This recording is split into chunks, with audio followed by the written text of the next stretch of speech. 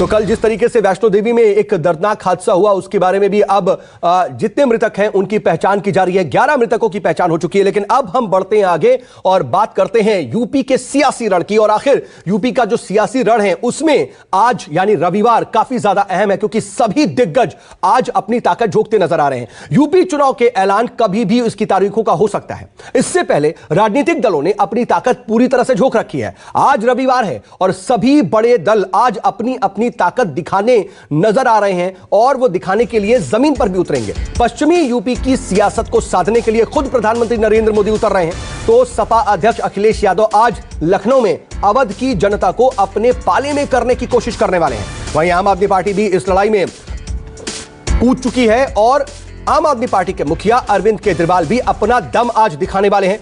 बता दें आपको कि सबसे पहले अगर प्रधानमंत्री नरेंद्र मोदी की बात करें तो पीएम आज मेरठ के दौरे पर रहेंगे, जहां वो मेजर ध्यानचंद स्पोर्ट्स यूनिवर्सिटी का शिलान्यास करेंगे और यूपी को पहली स्पोर्ट्स यूनिवर्सिटी की सौगात देंगे। इस स्पोर्ट्स यूनिवर्सिटी पर करीब 700 करोड़ रुपए का खर्च होने वाला है। इसके अलावा पीएम शहीद स्मारक और औघड़नाथ मंदिर भी जाएंगे। माना यह जा रहा है कि पीएम वेस्ट यूपी की किसान और जाट राजनीति को साधने की सीधे सीधे यहां से कोशिश करेंगे। खास बात यह है कि 2014 में भी पश्चिम की सबसे पहली रैली उन्होंने मेरठ से ही की थी।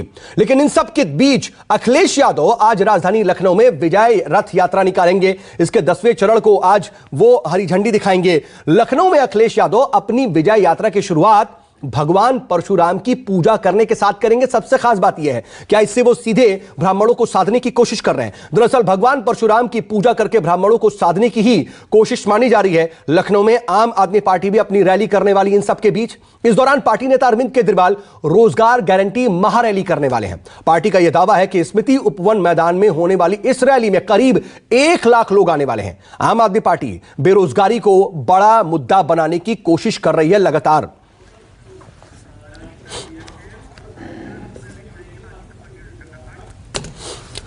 और देखिए आखिर आज रविवार को जो तमाम दिग्गज ताकत अपनी झोंकने वाले हैं उसको लेकर के क्या कुछ स्थिति बनने वाली है, यूपी चुनाव को लेकर के कैसे समीकरण बनेंगे, कैसे कौन अपने वोट बैंक को साध रहा है, इसका सूक्ष्म विश्लेषण करेंगे। इस पर हम बातचीत भी करेंगे। हमारे साथ बातचीत करने के लिए खास पैनल भी जुड़ गया है। उसके अलावा मेरे कुछ सहयोगी भी इस वक्त आपको टेलीविजन स्क्रीन पर दिख रहे हैं। मेरे साथ मेरे वरिष्ठ सहयोगी राजीव रंजन इस वक्त मेरठ में मौजूद हैं। राजीव, मैं आपके पास आऊंगा। उसके अलावा मानस श्रीवास्तव मेरे सहयोगी लखनऊ से मौजूद हैं। तो वहीं आनंद दुबे जो कि उत्तर प्रदेश बीजेपी के प्रवक्ता हैं मेरे साथ मौजूद है। आनंद जी, आपका बहुत स्वागत न्यूज़ 24 पर।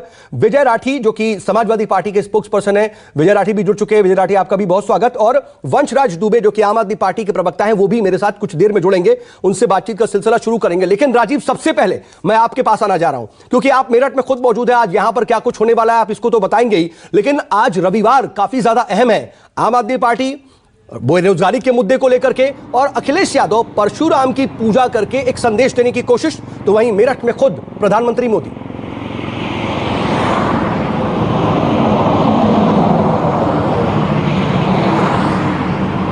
देखिए सऊद, मेरठ में प्रधानमंत्री अब से थोड़ी देर के बाद आएंगे, उनका जहाज लैंड करेगा।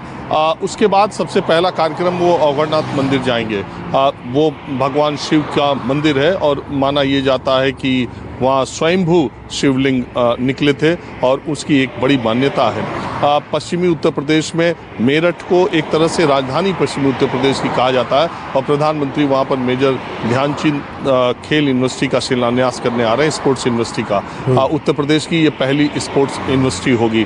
देखिए, कुल मिला के भारतीय जनता पार्टी, अगर आप देखें पीछे कृषि कानूनों के विरोध में जो किसान आंदोलन कर रहे थे उत्तर प्रदेश के, तो वो 4 जिले उसके केंद्र थे, शामली, बागपत, मुजफ्फरनगर और मेरठ। इन 4 जिलों के किसानों की सबसे ज़्यादा सक्रियता थी और उसमें अगर आप बीच में देखें तो मेरठ आता है।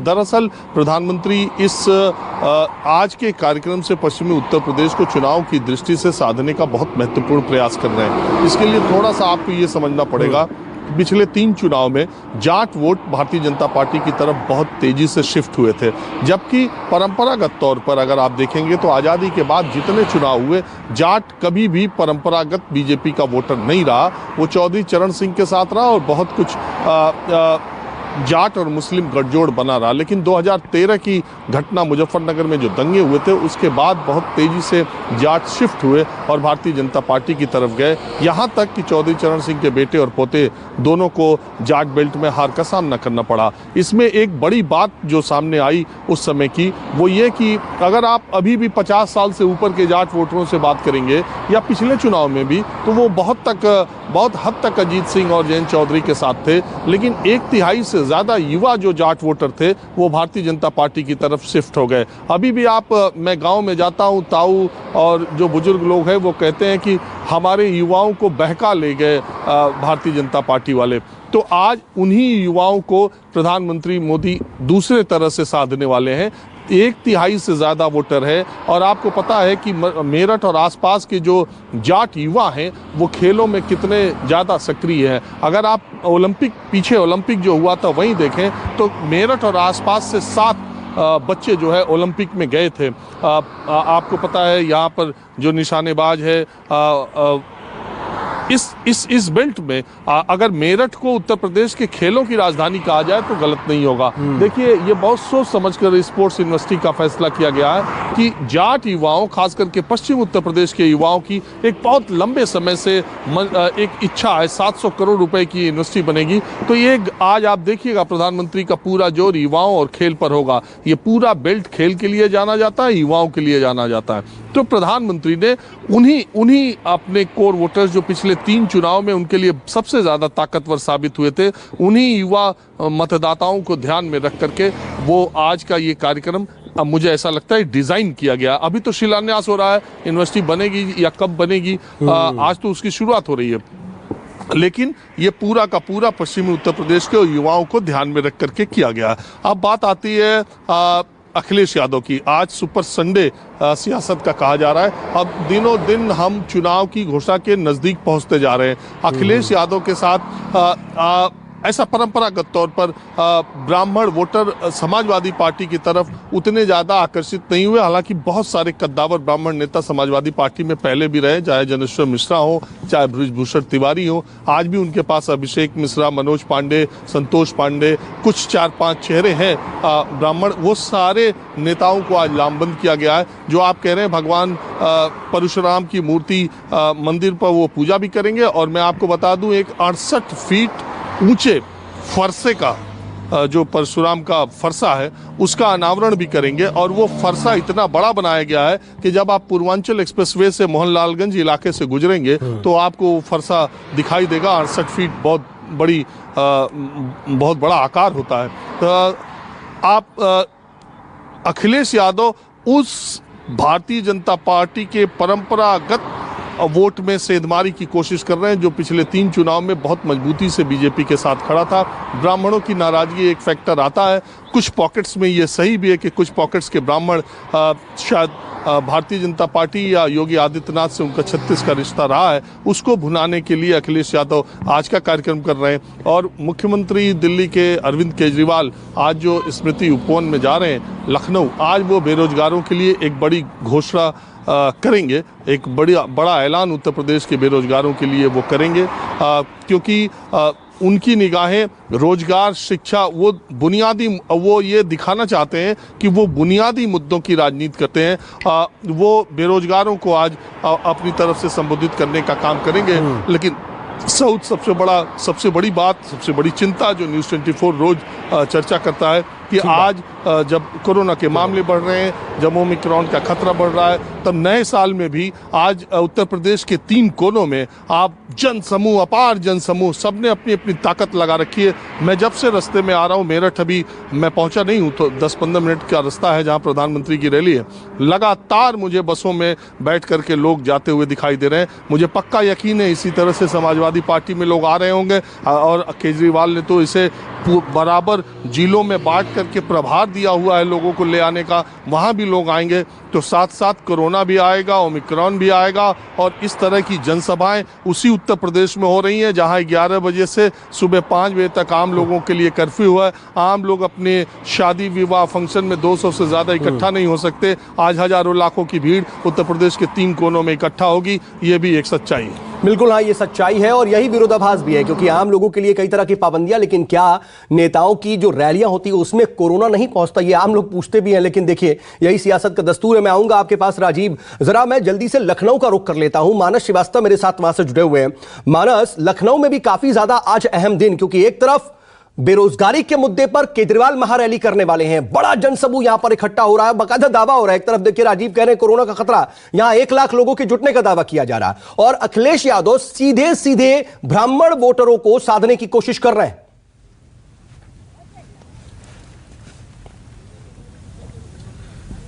देखिए, उत्तर प्रदेश में इन दिनों सौगात देने का एक दौर चला हुआ है। उत्तर प्रदेश के विधानसभा चुनाव बेहद नज़दीक हैं और अभी आपने देखा कि मुख्यमंत्री योगी आदित्यनाथ ने मुफ्त टैबलेट और स्मार्टफोन वितरित किए। अभी आशा बहुओं को 80,000 स्मार्टफोन दिए गए। तो लगातार एक के बाद एक सौगातें दी जा रही है। मुफ्त राशन पहले से ही मिल रहा है, लेकिन अब एक नया दौर शुरू हुआ है, जो वादों का दौर है। कल अखिलेश यादव ने ऐलान किया कि वो 300 यूनिट तक मुफ्त बिजली देंगी और मुफ्त देने के लिए जाने जाने वाले अरविंद केजरीवाल, जो दिल्ली के सीएम हैं, जो तमाम चीज़ें मुफ्त में दिया करते हैं, वो भी आज लखनऊ की धरती पर आएंगी। और एक तस्वीर मैं दिखाऊंगा। हालांकि जितनी भीड़ का दावा किया जा रहा है, मुझे लगता नहीं कि उतनी भीड़ यहाँ पर जुट पाएगी, क्योंकि अभी मैदान खाली पड़ा हुआ है। लेकिन फिर भी जिस तरीके से रैलियां की जाती हैं आम आदमी पार्टी की तरफ से, उसकी झलक यहाँ पर देखने को मिल रही है। आप देख रहे हैं कि LED स्क्रीन से सजाया गया है और जगह जगह होल्डिंग लगी हुई है। और अब आज देखिए जो बात हो रही है रोजगार महारैली की, तो आपको बता दें कि जितनी भी होल्डिंग्स लगाई गई उसमें वादे आपको साफ नजर आ रहे हैं कि शिक्षा पर बजट का 25% खर्च होगा, फ्री कोचिंग होगी प्रतियोगी छात्राओं के लिए। हालांकि उत्तर प्रदेश में मुख्यमंत्री योगी आदित्यनाथ अभ्युदय कोचिंग चला रहे हैं, लेकिन फिर भी प्रतियोगी परीक्षाओं के लिए छात्रों को फ्री कोचिंग है। नौकरी में यूपी वालों को 80% का आरक्षण। देखिए, ये एक बड़ा इन्होंने दांव खेला है। हर महीने 5,000 रुपये बेरोजगारी भत्ता और हर साल 10 लाख नौकरी। ऐसे तमाम वादों के साथ आज अरविंद केजरीवाल उत्तर प्रदेश की राजधानी लखनऊ में आ रहे हैं। और देखिए, आम आदमी पार्टी की तरफ से लगातार ये कोशिश हो रही है। पहले देखिए संगठन को खड़ा किया गया, उसके बाद ये फैसला लिया गया कि वो अकेले चुनाव लड़ेंगे। तो कहीं ना कहीं एक कोशिश हो रही है। उत्तर प्रदेश में आम आदमी पार्टी सांगठनिक तौर पर अपने आप को खड़ा कर चुकी है। अब उससे इस संगठन के जरिए यूपी की जनता के वोट को हासिल करना और उसको लेकर के लगातार एक के बाद एक वादे किए जा रहे हैं। दिल्ली का मॉडल पेश किया गया है, बताया गया कि किस तरीके से वहाँ पर जो मोहल्ला क्लिनिक है वो चलती है, किस तरीके से हेल्थ का सिस्टम वहाँ पर उसको अपग्रेड किया गया, किस तरीके से स्कूलों को जो कॉन्वेंट स्कूल हैं, सरकारी स्कूलों को उनके बराबर लाके खड़ा कर दिया गया। तो बहुत सारी एक तबका है जिसको साधने की कोशिश हो रही है। वो तबका वो है जो थोड़ा सा बुद्धिजीवी है, जो थोड़ा जाति और धर्म से ऊपर उठ के सोचता है। तो एक कोशिश हो रही है, देखते हैं कितनी कामयाब होगी रैली। अभी थोड़ा वक्त है, लेकिन इतना जरूर है कि 2024 की जो तैयारी है वो 2022 में उसका एक सेमीफाइनल खेलने की कोशिश कर रहे हैं। देखिए, बिल्कुल ठीक बात कह रहे हैं। और देखिए राजीव, आपने एक बड़ा दिलचस्प जिक्र किया कि सब कुछ तो हो रहा है, लेकिन कोरोना का खौफ आम लोगों में दिखाया जा रहा है। कई तरह के दिशा निर्देश और गाइडलाइंस जारी कर दी जाती हैं, लेकिन जब बात रैलियों की आती है, चुनावी सभाओं की आती है, तो यह गायब हो जाता है। और इसी जिक्र से मुझे एक दर्शकों तक तस्वीर पहुंचानी है। दरअसल कोरोना और रैली के तालमेल पर एक कवि की कल्पना सामने आई, और जरा वो हम सुनवाते हैं दर्शकों को, और उसके बाद फिर हम चर्चा शुरू करते हैं। अरे चर्चा चारों ओर है फैली, रात को कर्फ्यू दिन में रैली। चर्चा चारों ओर है फैली, रात को कर्फ्यू दिन में रैली। गुड़ कड़वा और मीठी करेली, रात को कर्फ्यू दिन में रैली। चर्चा चारों ओर है फैली, रात को कर्फ्यू दिन में रैली। बातों में इनके जादू मंत्र, कथनी करनी में है अंतर। बातों में इनके जादू मंत्र, कथनी करनी में है अंतर। गजब नेताओं की है शैली, रात को कर्फ्यू दिन में रैली। चर्चा चारों ओर है फैली, रात को कर्फ्यू दिन में रैली।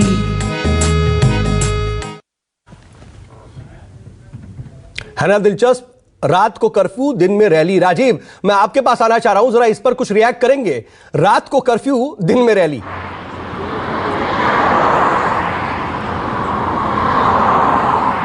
देखिए, कर्फ्यू हमारे और आपके लिए है, आम लोगों के लिए, आम जनता के लिए है, और रैली नेताओं के लिए। कोरोना चुनाव देखिए ऐसा है कि नेताओं के आगे अच्छे अच्छे भाग जाते हैं, कोरोना भी डर जाता है। चुनाव जब आता है, चुनावी रैली यहाँ जब होती है ना, तब कोरोना नहीं आता है। जब आपके घर शादी होगी, जब आपके घर फंक्शन होगा, जब नए साल का जश्न होगा, जब क्रिसमस का जश्न होगा, तो कोरोना उधर आएगा, क्योंकि नेता और जिनके हाथों में सत्ता है वो उधर की तरफ धकेल देंगे कोरोना को।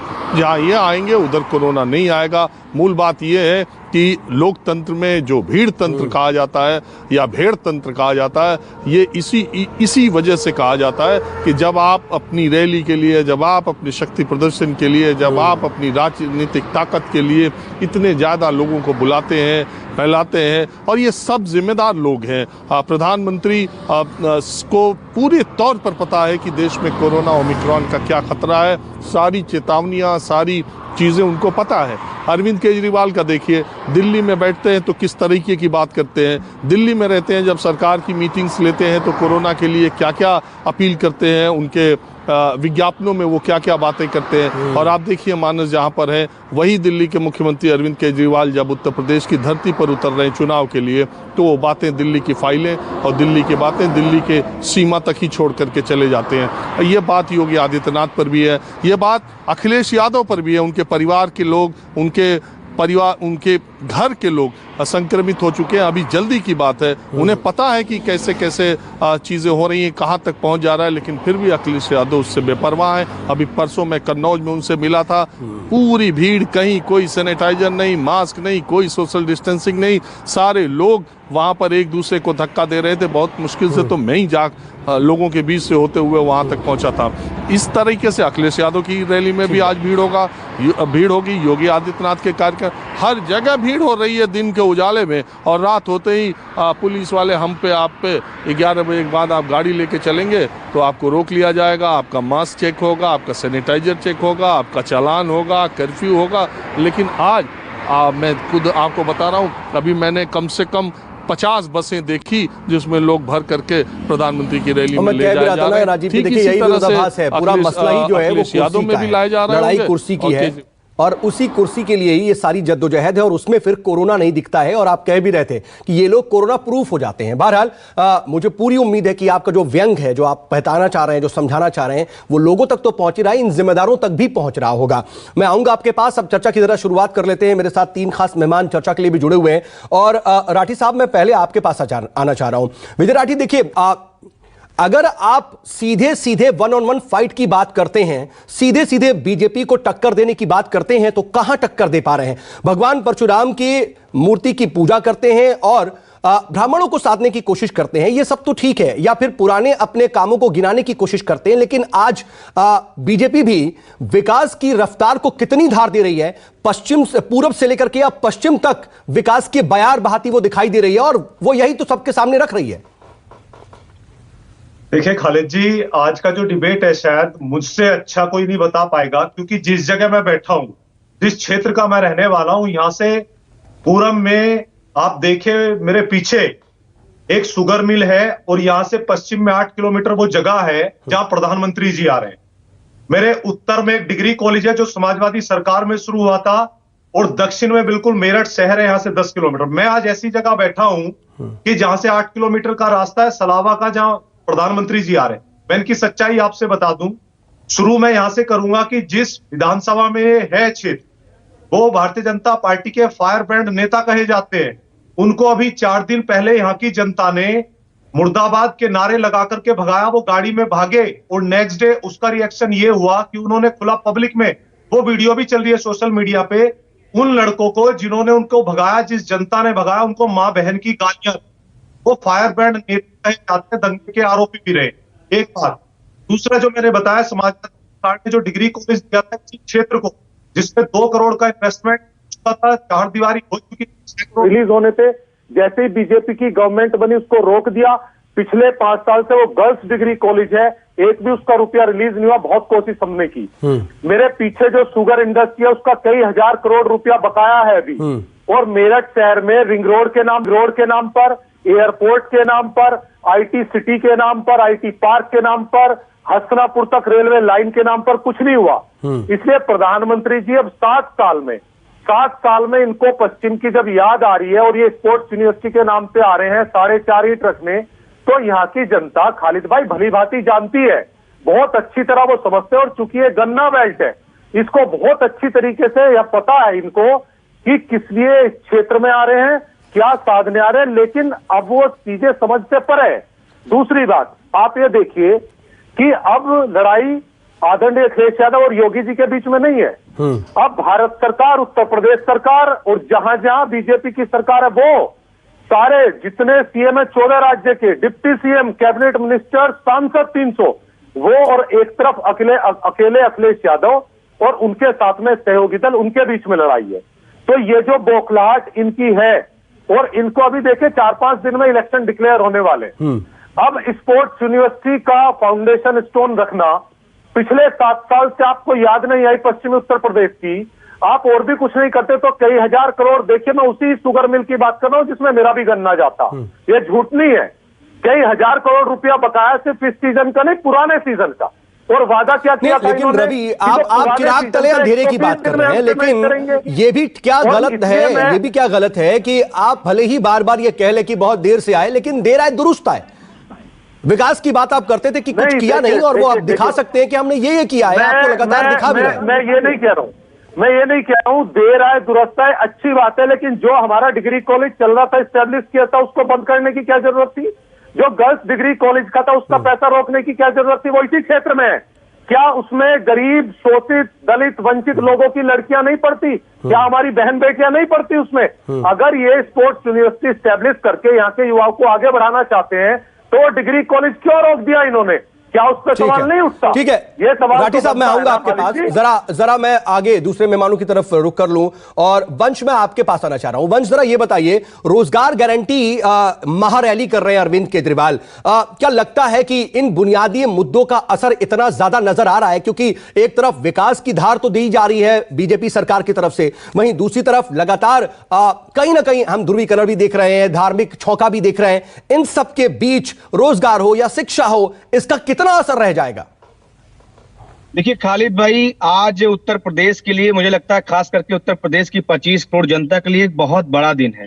आज एक ऐसा दिन है खालिद भाई जहां पर तमाम राजनीतिक दल पहले से ही, जो कोई सत्ता में रहा, कोई विपक्ष में रहा, जिसने 2-2 बार 3-3 बार सरकारें बनाई, लेकिन आज पहला दिन ऐसा होगा कि जब उत्तर प्रदेश के जो बुनियादी मुद्दे थे, चाहे वह प्राइमरी स्कूल की बात हो, चाहे सरकारी अस्पताल की बात हो, चाहे उत्तर प्रदेश के नौजवानों के रोजगार की बात हो, बिजली की बात हो, यानी तमाम वो मुद्दे जो आज तक राजनीति के केंद्र में ही नहीं आए। राजनीति के केंद्र में कौन कौन से मुद्दे आए, हमको आपको सबको मालूम है।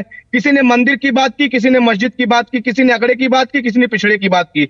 लेकिन एक पहला दिन है कि जब तमाम वो बुनियादी मुद्दे जो राजनीति के केंद्र में आएंगे, और माननीय अरविंद केजरीवाल जी आज उत्तर प्रदेश की जनता को, चाहे वह रोजगार का मसला हो कि कैसे हम हर साल 10 लाख नौकरी उत्तर प्रदेश के नौजवानों को दे सकते हैं, 5,000 बेरोजगारी भत्ता दे सकते हैं, 300 यूनिट बिजली जो हमारा पहला वादा था, हम उसको कैसे दे सकते हैं उत्तर प्रदेश के नौजवानों, उत्तर प्रदेश के हर घर को। किस तरीके से उत्तर प्रदेश की माताओं बहनों के लिए आम आदमी पार्टी के पिटारे में क्या है, क्या आम आदमी पार्टी सोचती है, किस तरीके से खास करके उत्तर प्रदेश के किसानों के लिए आम आदमी पार्टी क्या सोचती है। तो खालिद भाई, तमाम मुद्दों पर आज माननीय अरविंद केजरीवाल जी उत्तर प्रदेश की जनता को संबोधित करेंगे। और मैं जैसे कि आपको बता भी रहा हूं कि आप खुद भी देखेंगे कि आज तक राजनीति के केंद्र से वो तमाम मुद्दे दूर रहे, और ये बहुत बड़ा दिन है उत्तर प्रदेश की 25 करोड़ जनता के लिए। ठीक है, लेकिन आनंद दुबे साहब, देखिए, एक तरफ अखिलेश यादव या फिर समाजवादी पार्टी बार बार यह कहने की कोशिश करती कि चिराग तले अंधेरा है। भाई, आप तमाम बातें तो कर लेते हैं, लेकिन उसके पीछे की जो स्याह हकीकत है वो छुपाने की कोशिश करते हैं। और वहीं देखिए, आम आदमी पार्टी भी आज सीधे सीधे ताल ठोक रही है और बुनियादी मुद्दों पर फोकस।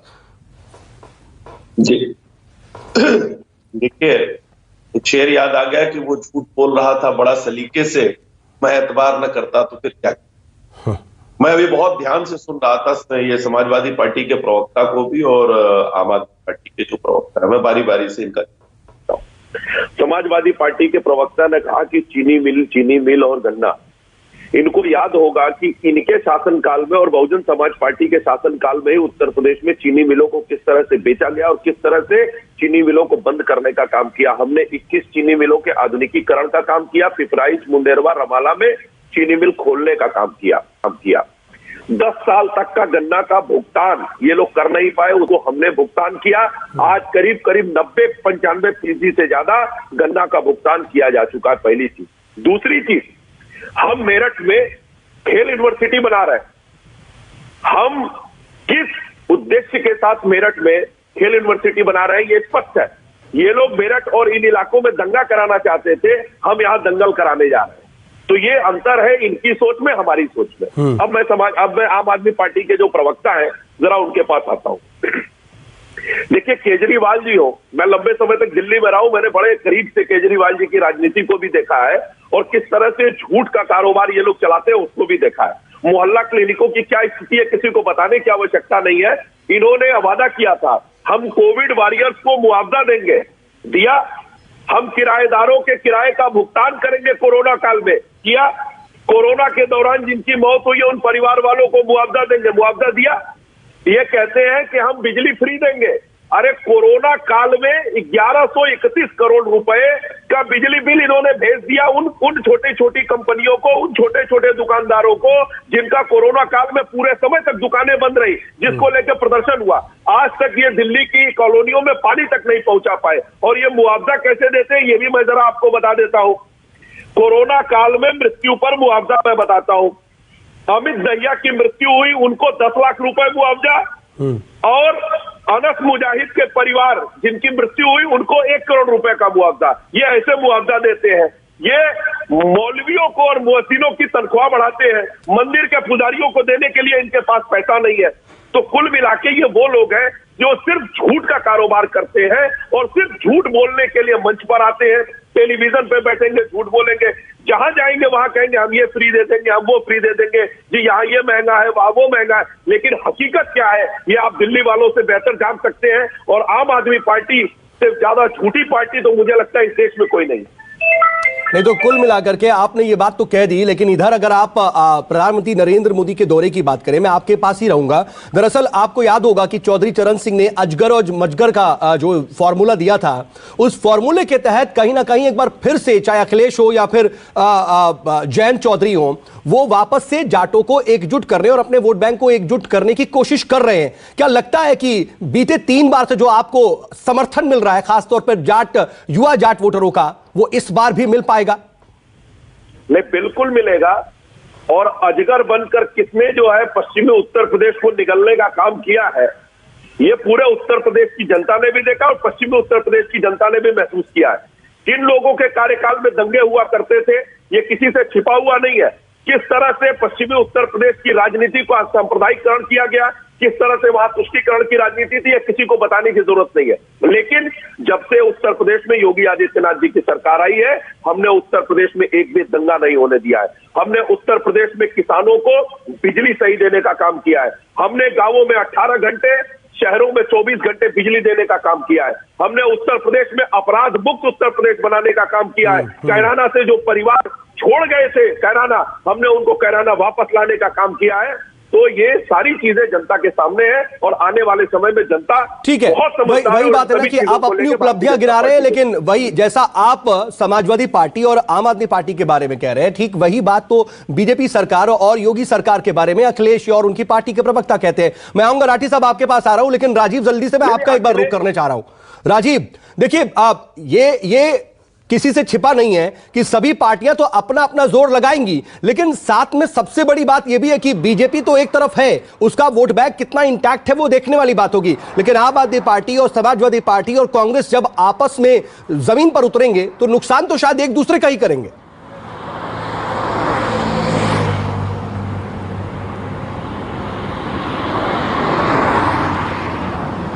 देखिए सऊद, ये राजनीति लोकतंत्र में सबको चुनाव लड़ने का अधिकार है, सारे लोग अपनी बातें रखेंगे। अब नुकसान और फायदे की बात नहीं है, दरअसल अपने अपने मुद्दों को लेकर के राजनीति में जाने की बात है।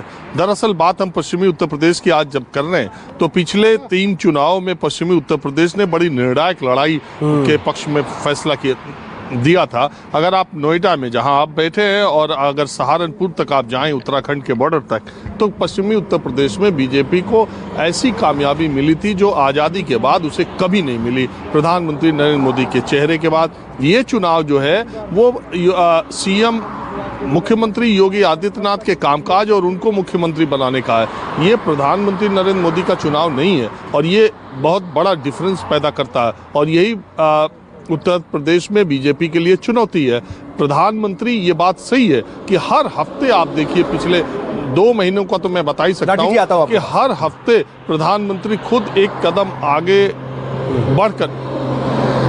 बढ़कर के बैठन अपने हाथ में ले रहे हैं। तो ये पश्चिमी उत्तर प्रदेश, उनको पता है कि 75% से ज्यादा सीटें भारतीय जनता पार्टी को पिछले विधानसभा चुनाव में यहां से मिली थी और इस बार नुकसान तय है, ये बात भी भारतीय जनता पार्टी को पता है। अब नुकसान 1 सीट का हो, 1% वोट का हो, 10 सीट का हो, 10% वोट का हो, ये मुझे नहीं मालूम, लेकिन कृषि कानूनों की वजह से और 5 साल सत्ता में रहने की वजह से और किसानों के इधर लामबंद होने की वजह से और मुस्लिम और जाटों के बीच में किसान आंदोलन जो पिछले 1-1.25 साल में चला है, उसकी खाई थोड़ी पटने की वजह से ये जो जमीन के मुद्दे मैं आपको बता रहा हूं, उस खाई पटने की वजह से भारतीय जनता पार्टी को नुकसान होना तय है और कितना होगा या कितनी भरपाई कर पाएगी, इसकी कोशिश में भारतीय जनता पार्टी लगी है और आज की रैली को उसी से जोड़ के देखा जा रहा है। किसान आंदोलन होने, उस बिल वापस लेने के बाद प्रधानमंत्री पहली बार मेरठ आ रहे हैं, इसलिए ये बहुत इंपॉर्टेंट रैली है और आज का उनका बोलना पश्चिमी उत्तर प्रदेश में चुनाव की दिशा दशा को तय करने के लिए बहुत इंपॉर्टेंट होगा। बिल्कुल, इसीलिए सबकी नजरें उस पर टिकी हुई हैं। राठी साहब, लगातार आप हाथ उठा रहे हैं, मैं आप ही के पास आना चाह रहा हूं कि देखिए, इससे पहले जब पश्चिम की बात हो रही है तो बीते 3 चुनाव में कितना आपको नुकसान हुआ है वो दिख रहा है और बीजेपी उस नुकसान की भरपाई, जो उसे संभावित नुकसान हो सकता है, उसकी भरपाई के लिए भी अब पूरी तरह से कमर कस चुकी है। क्या लगता है कि पश्चिम यूपी में आप कुछ कर पाएंगे? मैं अभी आपके सवाल का जवाब दूंगा कि बस दुबे जी ने सवाल उठाया, उसका जवाब दे दूं। अभी गन्ना किसानों की बात कर रहे थे तो गन्ने के लिए आपने इतना पैसा बढ़ा दिया कि तभी तो आपके क्षेत्र में जो गढ़ के विधायक और बुढ़ाना के विधायक है, गन्ना किसान गन्ना लेकर के उनके पीछे और उनके मुंह पे काला तेल डाल रहे हैं गाड़ियों में। एक बात। दूसरा मैं बता दूं, प्रधानमंत्री जी को सलाह दीजिएगा कि एक बार सड़क रास्ते से आ जाएं। जिस जगह जाना पड़ेगा ना, सलावा में, दादरी से सलावा की सड़क समाजवादी ने बनवाई और मेरठ से कंडालोर समाजवादी की बनाई हुई है। बीजेपी की एक सड़क नहीं है। अगर कहीं भी उतर के चलेंगे तो समाजवादी की सड़क है। अगर नहर का पुल भी पार करेंगे तो 12 करोड़ में समाजवादी सरकार ने बनाया। मेरा यह है कि प्रधानमंत्री सुझाव दे कि एक बार सड़क से चल के देखें तो जहां भी देखेंगे वो समाजवादी का काम मिलेगा। दूसरा, लॉ एंड ऑर्डर पे और अपराध की आपने बड़ी बड़ी बात करी, तो आप झुठला दीजिए कि ये केंद्र सरकार का एनसीआरबी का डेटा ये कहता है कि जो दंगे हैं वो 438 से बढ़ के 857, 96% बढ़े हैं। एक साल आप झुठलाइए, केंद्र सरकार का, ये समाजवादी सरकार का नहीं है। और जितना आप गन्ना किसानों की आपने बड़ी बड़ी बात की, आपने बताया नहीं कि कितने पैसे बढ़ाए आपने 5 साल में, उसको तो आप भूल गए। और आपने कहा इतनी मिलें बेच दी, इतनी खरीद ली, ये कर लिया। अगर आपने गन्ना किसानों के लिए पश्चिम में इतना अच्छा किया है तो फिर डर क्यों आपके सांसदों को दौड़ा दिया? राठी साहब, मैं जवाब ले लेता हूं। आपने वैसे मेरे सवाल का जवाब नहीं दिया। अच्छा किया आनंद दुबे जी, इसका जवाब तो बनता है ना। तो आपको लग रहा है। आ रहा हूं आनंद साहब, मैं आ रहा हूं। आनंद साहब देखिए, वही बात है ना, जैसा आप अपनी उपलब्धि बता रहे हैं, लेकिन सामने वाला तो यही कह रहा ना कि भैया देखिए चिराग तले अंधेरा है। जाने के लिए कुछ नहीं है। कोरोना काल में आपकी पूरी पार्टी सोई रही घर के अंदर। ये बुढ़ाना विधायक से पूछिए, एक एक करके क्यों किया? ये कमल मलिक से पूछिए, गढ़ विधायक से। राठी साहब और आनंद दुबे, ठीक है, यहाँ की जनता वन ऑन वन। देखिए, तुष्टीकरण पर आधारित है। आपने डिग्री कॉलेज रोक दिया, आप यूनिवर्सिटी नहीं बनाएंगे, समाजवादी सरकार। ठीक है राठी साहब, मैं आपका जवाब हो गया। अब मैंने आनंद दुबे से सवाल पूछा है। आनंद साहब, आप जवाब दे दीजिए जल्दी से, वन ऑन वन करके। आनंद साहब, आनंद दुबे जी, मैं सिर्फ इतना बताना चाहता हूं इनको कि ये विकास की बात कर रहे हैं। इनके समय में कितना विकास हुआ ये उत्तर प्रदेश की जनता ने देखा।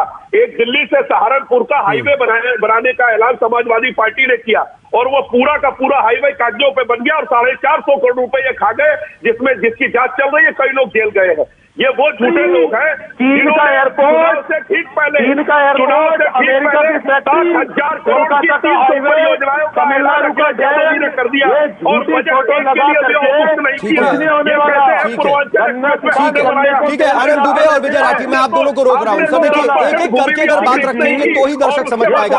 आप दोनों की बात जाया जा रही है। ठीक है, मैं माना साहब का रुख कर रहा हूं। माना साहब देखिए, लखनऊ में मौजूद है। लखनऊ में एक तरफ आम आदमी पार्टी रैली कर रही है, तो वहीं आज जो कार्यक्रम अखिलेश यादव का है वो भी काफी ज्यादा इंपॉर्टेंट है। कहा यह जा रहा है कि जो एक बड़ा वर्ग कथित तौर पर नाराज है बीजेपी से, उसको साधने में अखिलेश यादव लगातार जुटे हुए हैं। कितना कामयाब होते हैं कितना नहीं, वो वक्त बताएगा।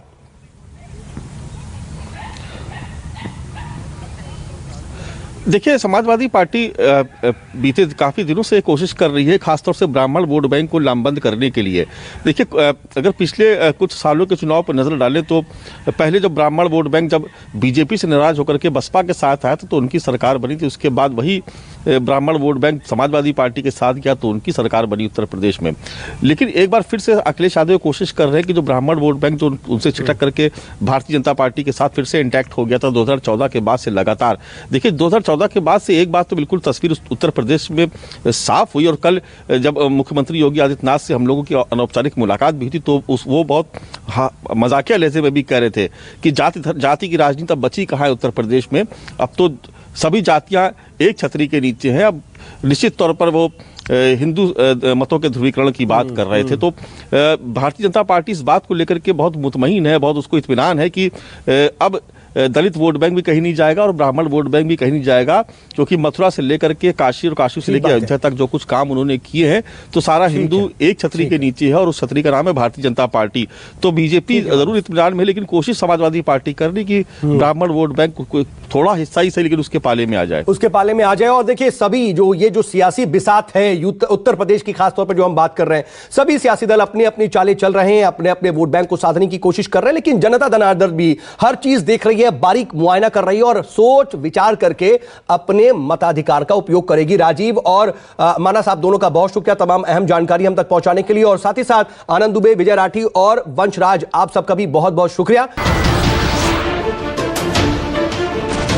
नमस्कार, मैं हूं मानक गुप्ता। अगर आपको हमारा ये वीडियो पसंद आया हो तो इसे लाइक और शेयर जरूर करें, और हां, हमें सब्सक्राइब और फॉलो करना ना भूलें ताकि आप देश और दुनिया की कोई खबर मिस ना करें। तो जुड़े रहिए हमारे साथ और देखते रहिए न्यूज़ 24।